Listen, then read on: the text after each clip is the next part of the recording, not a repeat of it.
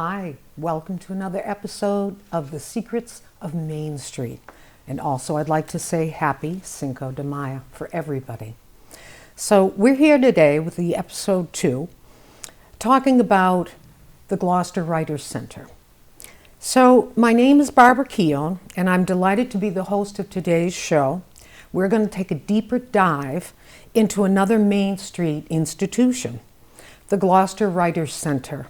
Way out on 126 East Main Street, you may have wondered what that small building is with a very large pencil on the outside of it, next to Richdale. Now you know, that's another part of Main Street. My guest is Joanne Hart, a writer herself and the current president of the board of the Writers Center. In today's episode, I'm going to be asking Joanne to take a survey to find out exactly what she's thinking. Joanne, welcome to the show. Thank you, Barbara. Before we begin the survey, why don't you tell us a little bit about the center? Okay, I will. So, the Gloucester Writers Center started in 2010. It's been wildly popular. We do so much in programming of readings and classes and just we used to have the 10-minute play productions, just so much over the years. And so we are coming to a crossroads in the organization where the big changes are coming. However, they're going to remain secret, as the title of our show, Secrets of Main Street. That doesn't mean we reveal the secrets. That's right. I'm just telling you there are secrets that eventually you will be privy to. But for the sake of today's show, the board has decided this is like an excellent time for us to center and prioritize and find out what the community wants, because the board's obligation is to the organization, but the organization must serve the community. And the only way we can do that is to find out exactly what they want. And not in the way that my mother used to say, "What do you want?" You know, what are you doing in here? Yeah, what are you doing in here? Go out and play. Yes. No, this is more like we want to really know what you want out of a writer's center. The newly rebooted Sawyer Free Library is just a wonder. A lot of their programming is literary. There are many readings and some writing stuff. And even the Cape Ann Museum does some literary events. We partner with the both of them and collaborate on events, such as the Olson Lecture at the museum and many wonderful events at the library, including the Poet Laureate event last fall that was a lot of people came to and just loved. But so we don't want to, keep doing the same thing everybody's doing. We want to do our own special thing, and what it is our community, the literary community, loves the most. And so we developed this survey, which Barbara is going to ask me about today. And this survey, even though it will take us a long time to get through it, because that's what happens when you do anything by committee. We can't get out of each other's way. That's right. And we're chatting and all that. But trust me, if you're just by yourself and doing this survey either online or on paper, 3 to 4 minutes. I've watched people do it. It can be totally anonymous. But if you choose to put your name down, we are going to give you a raffle ticket. So the first raffle is going to be for the Gloucester Stage Company's production called Bad Books in June. And we'll be drawing that first later in May. And then in June we'll be drawing for a Virginia Woolf play at Gloucester Stage Company. So there's something in it for you. Don't run away.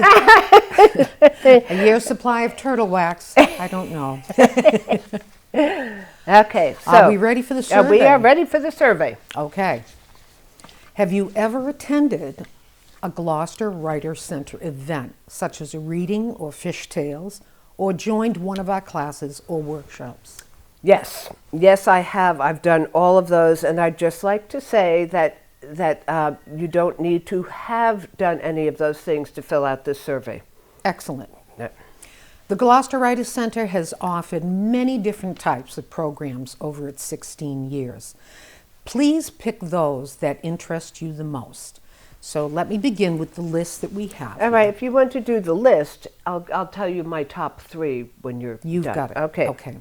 So it would be writing workshops and classes, author readings, lectures, and panels. Preference: local authors, regional, national, or international authors. Open mic. Writers groups, fish tales. A writer's residency.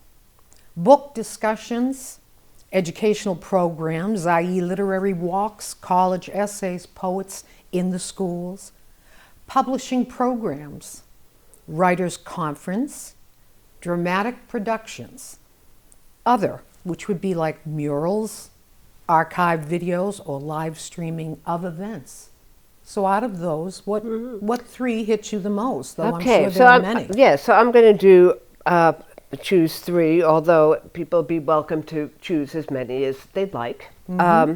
So I choose first the writing workshops and classes. I have taken one. There's a 10-minute play workshop class that was just fantastic. And then the 10-minute play was produced afterwards at Rocky Neck. And so, even though I am a professional writer, it's like I didn't know playwriting. And so it's like it was a wonderful stretch for me. And any new writing helps you expand your writing universe. So I would say that. And then I would say that number 2, the author readings, lectures and panels, of which I've been to dozens and dozens, in which I have sat on some. And my preference is for generally for local authors, North Shore authors. And then my 3rd pick is because I run a couple of these myself, educational programs. And one of them is Literary Walks, which Phil Story does for free downtown here, and it's a 2-hour walk, and it's just fascinating. They're free and fabulous. First one begins on May 30th. And then the college essay program, which I run. So of course I'm going to choose it in the educational. And then we also we try to get poets into the schools. So those are my 3 of those. But if there's any that, Barbara, that sort of piqued your interest, I'd be happy to answer any questions about them. Well, I guess I would like to ask about dramatic productions.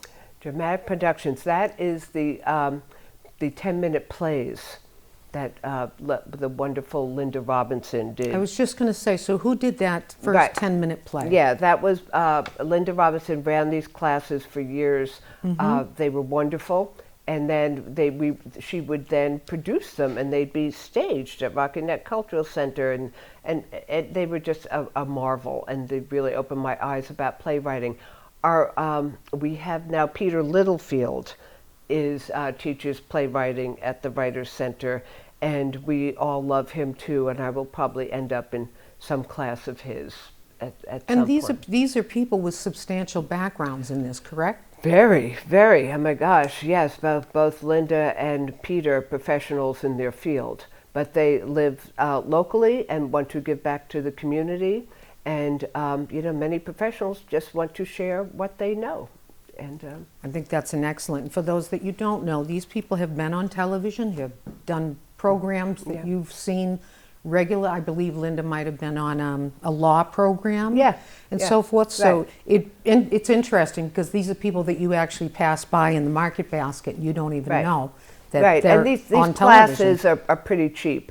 If they're like 6 to 8 sessions over that many weeks, and it's like, I don't know, $150, $160, and the Writers Center and the instructor split the gate, or the instructor just lets the Writers Center have it all. I think that's they're wonderful. Very reasonable classes. And tell us a little bit about Fish Tales. So Fish Tales is our sort of our fundraising. It's one of the few programs where we actually like charge money to come in and see, because most of our readings and panelists and things like that are free. But this is the spoken word program, which has been developing for years and has gotten to be quite professional now. It's like the Moth Story Hour, and it's like Gloucester Stage or even Shell and Lou. Coming up in June, it's at the Cut. And there's a whole team of volunteers who work year-round to produce the 4 shows, and they solicit storytellers, and and you sort of pitch the fish tales on the theme, and you tell them what story you have in mind, and then they work with you, doing workshops to get your story so that you can stand up on that stage in front of all those people and tell your story. And it's just remarkable. And that's open to anybody. Yes, correct? Anybody can to reach out to Fish Tales, through the website, gloucesterwriters.org. You should find a telephone number and email address and say you'd like to pitch a story to it. Right, this year it's Kevin Perrin is our storyteller in residence, and the Jennifer Brown is the producer of everything year after year. But between the two of them, they listen to the stories and decide, how to create a whole show. And do they only have to be about fish? No. Thank you. No. But you hear that? But you are welcome to talk about fish. Okay. All right. As one does. As one does, quite often at a coffee table, in a cocktail hour. The writer's residency. Yes, so the writer's residency is that often when we have out-of-town writers come to speak, then they'll spend a few days at the, at the what we call the Farini House, at the Writers Center, 126 East Main. And then so it's it's a little retreat for them, and then they give back to the community.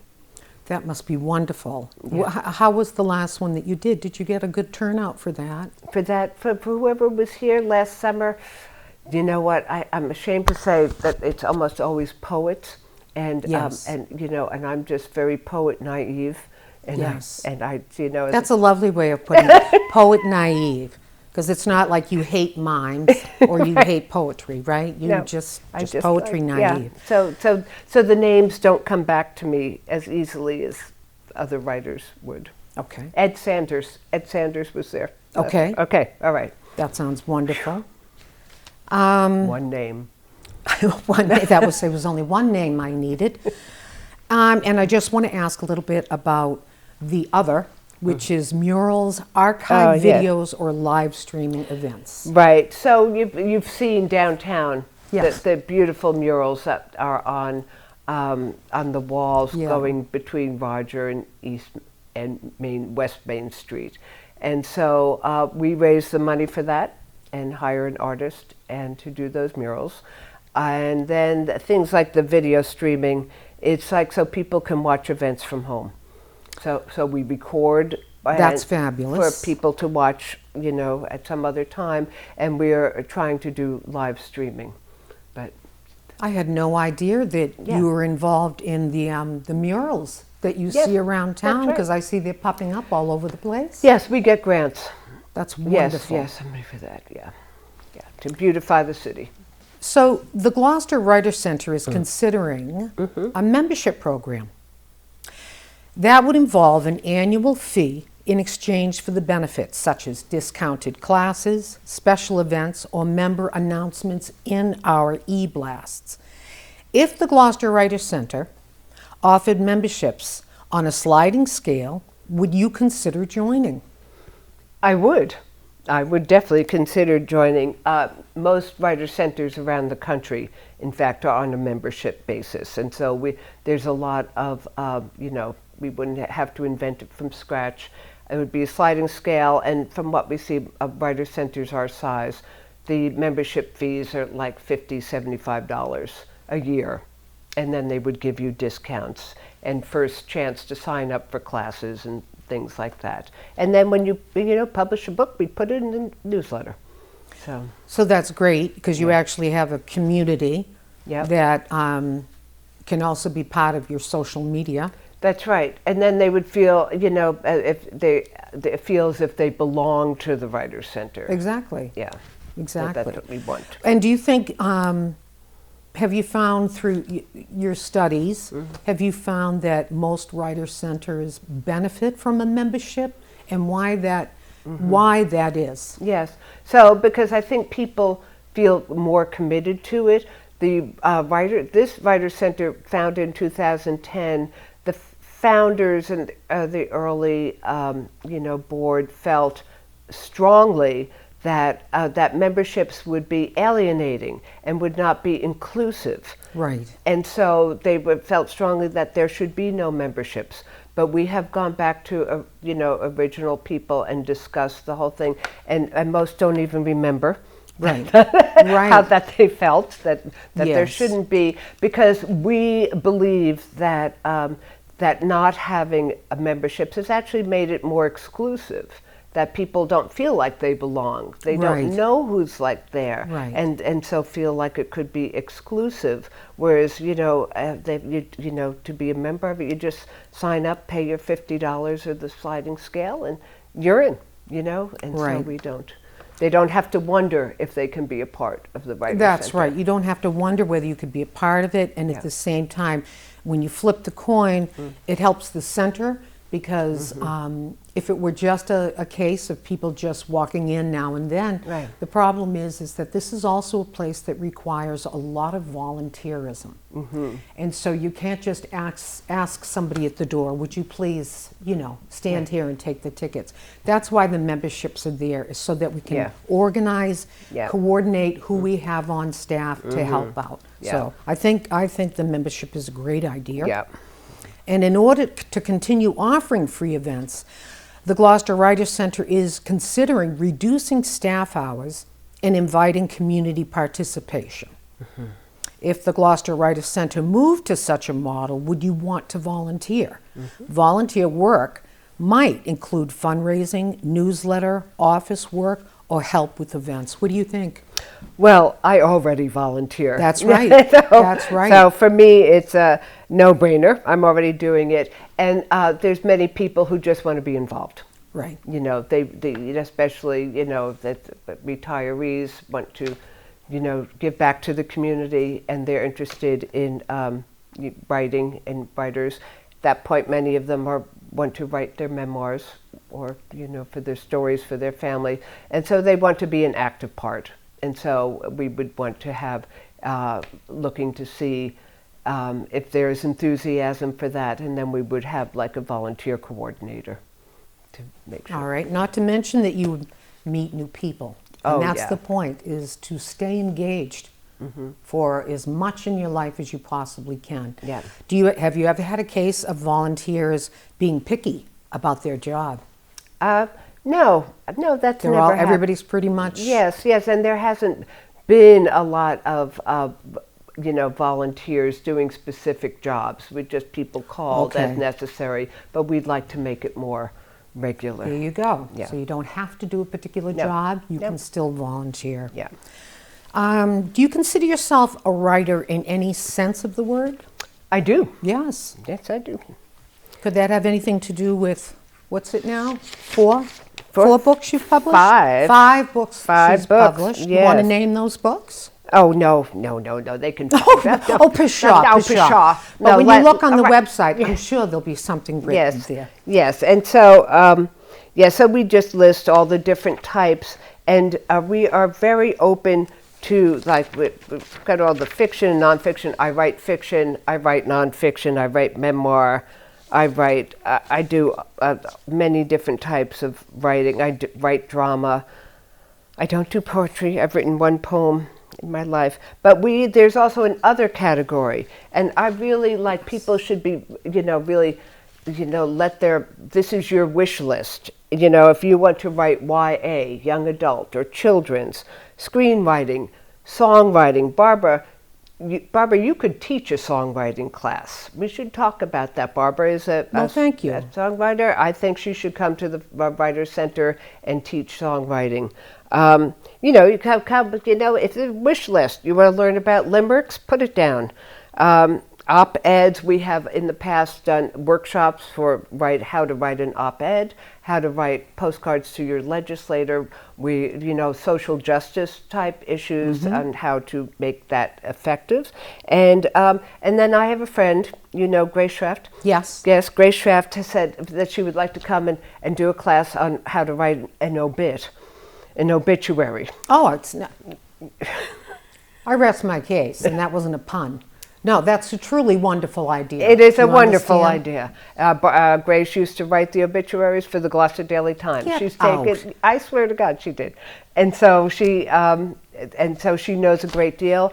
As a writer, I offer bereaved families. I offer my services and help write the obits. It is like something you'd be surprised how very appreciative people are. Oh, And then believe you can me. write your own obit. So there you That's go. right. Yeah. At what level would you like to see classes or workshops offered? I would like, so we have beginning, intermediate, and advanced. I think all three should be offered, but I think that we should be offering more beginning. I think more people, and I think almost every class should be accessible to all three levels. That's right. Peter Littlefield, during the playwriting class, he says all levels can come into his class and get something out of it. That's wonderful. Yeah. That's good. wonderful. Something to be learned at any given moment. Yep. For non-writers / readers, what form of writing do you most appreciate? So, again, I'm fiction and nonfiction, and and in fact, I do like graphic novels and graphic nonfiction as well. Once again, I don't read poetry, or I don't read enough poetry. You as must once. lift your head up high, Joanne. Lift it up, don't be afraid. I'm sure there's a 10-step program for that. Yeah, I try. Maybe I'll take a poetry class at the Writer Center sometime. Yeah, Yeah. that Who sounds knows like a what will good happen. idea. Yep. Now, just as a question here, Yep. tell me what graphic fiction or graphic nonfiction would be. So it is the first famous one. The graphic novel was a novel called Maus, M-A-U-S, probably like 20 years or more old at this point, and it was a mouse during the Holocaust. Right here in town, Phoebe Potts wrote a gorgeous graphic nonfiction memoir about fertility issues called, I think it was The Egg and I. And so it's drawings and writing. And I see, yes. okay. And I've just finished reading a nonfiction bio of the Mitford sisters. Okay. That you can't believe how fascinating these things are. And the It's- Mitford sisters are... are English, a bunch of Jessica. They all became famous in their own way. Wonderful. Well, no, one of them became like obsessed with Hitler, and yeah. Yeah. But Wonderful. yeah, and I think it was Jessica Mitford wrote The American Way of Dying. That was very popular in the 60s. That changed the funeral industry. Wow. Yeah, so they were all, yes, they're fascinating group of women. Yeah. On a scale of 1 to 5, with 1 being not at all and 5 being totally, how well do you think the Gloucester Writers Center fulfills its mission as stated above in the intro? Does it offer relevant programming, education, stimulating, or do you find it to be elitist? Yeah. Let me see. So our mission is, and it's on the at the intro of the survey at the top. Our mission is to honor and celebrate Cape Ann's rich literary legacy, and to empower individuals to engage in the writing and telling of stories in the spirit of civic engagement. And in fact, I would give us right now a 3 or 4, and I would strive for a 5. and to really make sure that we are like totally accessible and everybody feels welcome, and that we are, that we just keep going back to the mission. And that anybody could be a writer. Anybody can be a writer. Anybody. Yep. Would you like to tell us who you are? That's optional. Uh-huh. But I'll let Joanne continue on this. If you'd like to be a Gloucester Writers Center volunteer, you fill in your name. Oh, right. And then you're also going to go online to the survey, which is at what website, Joanne? GloucesterWriters.org. We just had a discussion about, do we include the www.GloucesterWriters.org. You can go on there, and the survey will be there that you can take electronically. We have paper surveys in the office at 126 Main, but we are going to be doing a number of events over the course of May and June that will to reach out to everybody and a wide group, a diverse group of people to take the surveys. And and the library has been wonderful in helping us with this, because of course the library wants to know as well. Right. What does the community want? Exactly. So they, in fact, have invited us. They are setting up tables for us for before and after two of their big popular history events that are usually a full house, which means at the library, 90 plus people. On May 16th, come and see us there. We'll be handing out surveys and talking to people about the surveys. That's May 16th and May 23rd at the Sawyer Free Library. Though all the details of that will be on the website, our website, and their website as well. They're going to be posting that. One is a morning one, one's in the afternoon. On May 24th, we're going to have a focus group at the Writers Center about the survey. All are welcome to that. And then the Sawyer Free Library is hosting us for a focus group in their conference room on June 11th. Excellent. And so if you would like to be involved in any of these focus groups, go on the website and sign up. And so come May 25th. Think of Cinco de Mayo. Come to Jalapenos on May 25th, who are generously giving us 10% of the proceeds of that night. We will all be there. We will have surveys. We will have QR codes, and people can just quickly take the survey right then and there. And once again, we raffle tickets, margaritas, and a very good time. That sounds like a good mix to me. Yeah. And I think, having, for those of you out there that have young people in your house, in your sphere, shall we say, that to be good writers. Yeah. Coming to that focus group on June 11th, if you have difficulty getting to the Writers Center, then coming to that focus group will really enlighten you, and you'll be able to ask questions, because I'm sure you've got sons and daughters that have incredible stories to tell that might think nobody's interested in my thing, and that's not true at all. No. And I think with that, I think we've run out of time. So I want to thank you, Joanne, for being here to represent, shall we say, for the Gloucester Writers Center. I'm Barbara Keown. Thank you all for listening, and please go on to that survey, and if not, attend those other things that are on the list. And Jalapenos. See you there. Definitely. Good night. Good night.